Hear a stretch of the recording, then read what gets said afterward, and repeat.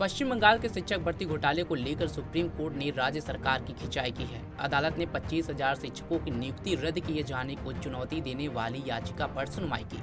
Chief justice D Y Chandrachud की bench ने बंगाल सरकार से तीखे सवाल पूछते हुए कहा कि आखिर जब नियुक्ति प्रक्रिया पर ही सवाल उठ रहे थे तो फिर अतिरिक्त पद क्यों निकाले गए। यही नहीं, वेटिंग लिस्ट में रहने वाले कैंडिडेट्स तक को क्यों नियुक्ति मिल गई।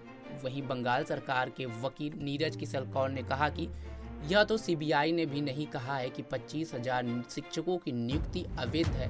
हर चीज शिक्षक और छात्र अनुपात के मुताबिक थी। वहीं बंगाल सरकार के एक अन्य वकील जयदेव गुप्ता ने कहा कि हाई कोर्ट का फैसला ही गलत है, जिसमें उसने शिक्षकों की नियुक्ति को रद्द कर दिया है। उन्होंने कहा कि ऐसा फैसला देना तो हाई कोर्ट के अधिकार क्षेत्र में ही नहीं है और सुप्रीम कोर्ट के ही फैसले के विपरीत है। इस पर चीफ जस्टिस डीवाई चंद्रचूड़ ने कहा कि भर्ती परीक्षा से जुड़ी कापियां क्यों खत्म कर दी गई, ओएमआर सीट और आंसर सीट का क्या हुआ। इस पर वकील ने कहा कि हाँ, अब कापियां नहीं मिल पाएंगी। इस पर चीफ जस्टिस ने कहा कि आखिर ऐसा कैसे हो सकता है। उन्होंने कहा कि यह तो भर्ती आयोग की जिम्मेदारी है कि वह इन सीट्स की डिजिटल कॉपी अपने पास रखें। अदालत ने कहा कि ऐसी स्थिति है तो फिर लोग अपना भरोसा ही खो देंगे। बता दें कि बीते सप्ताह ही सुप्रीम कोर्ट ने उच्च न्यायालय को इस आदेश पर रोक लगा दी थी, जिसमें 25,000 शिक्षकों की नियुक्ति रद्द करने का आदेश दिया गया था। यही नहीं, उच्च न्यायालय का कहना है कि नौकरी गंवाने वाले शिक्षकों को अब तक मिली सैलरी भी लौटानी होगी।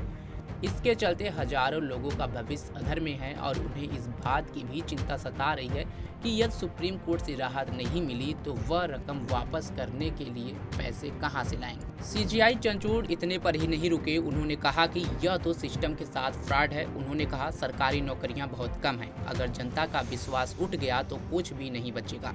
यह व्यवस्थागत धोखाधड़ी है। सरकारी नौकरियां आज बहुत कम है और उन्हें सामाजिक विकास के रूप में देखा जाता है। अगर नियुक्तियों पर भी सवाल उठने लगे तो व्यवस्था में क्या बचेगा, लोगों का विश्वास खत्म हो जाएगा।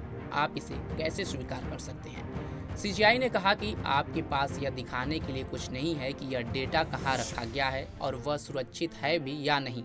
जब सीजीआई भड़कने लगे तो राज्य सरकार के वकील मिस्टर गुप्ता ने कोर्ट को बताया कि भर्ती बोर्ड के पिछले चेयरमैन पर उसी डेटा की वजह से मुकदमा चलाया जा रहा है। खंडपीठ में चीफ जस्टिस डीवाई चंद्रचूड़ के अलावा जस्टिस जेबी पाद्रीवाला और जस्टिस मनोज मिश्रा भी थे।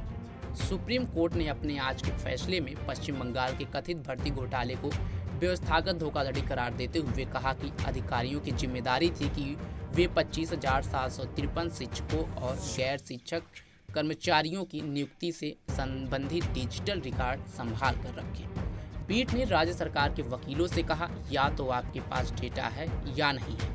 डिजिटल रूप में दस्तावेज संभाल कर रखना आपकी जिम्मेदारी थी।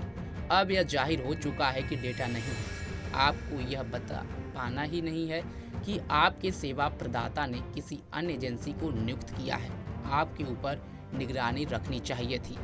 इस पूरे मामले पर आपकी क्या राय है, कमेंट बॉक्स में हमें जरूर बताएं। तब तक के लिए जुड़े रहें हमारे साथ और देखते रहें पंजाबकेसरी.com। धन्यवाद।